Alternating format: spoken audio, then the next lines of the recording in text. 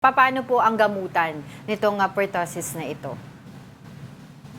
Right. So si pertussis, meron siyang antibiotics. Ang pinakamalaking pinagkaiba ng pertussis sa COVID-19, kasi ngayon alam namin na medyo nababahala ang ating mga kababayan Yes. na ano ba to, bagong pandemic na naman to? Hindi po. Hindi po siya bagong pandemic. Hindi po tayo magla-lockdown. Kailangan lang po natin magpabakuna. Pero kung treatment ang pag-uusapan, meron pong gamot ang pertussis. Yun nga lang, matagal po yung gamutan sa kanya.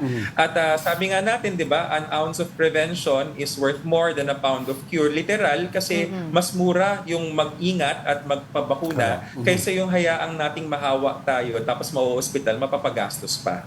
So it's better na magpabakuna tayo, pakilala natin sa katawan natin kung sino yung kalaban, kaysa yung pasukin tayo ng kalaban tapos mahirapan na tayo. I'd like dagdag lang, mabilis na, Doc. So you're saying, Doc, yung response ng pertussis to antibiotics is not as good, or you're just saying it's just better to play it safe?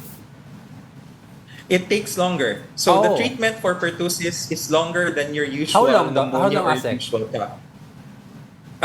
It ranges depending on the antibiotic being used. It could be 1 week, it could be more. Oo Some nga. say in patients who are really affected badly, it could go as long as 1 month. Depende sa situation. Okay.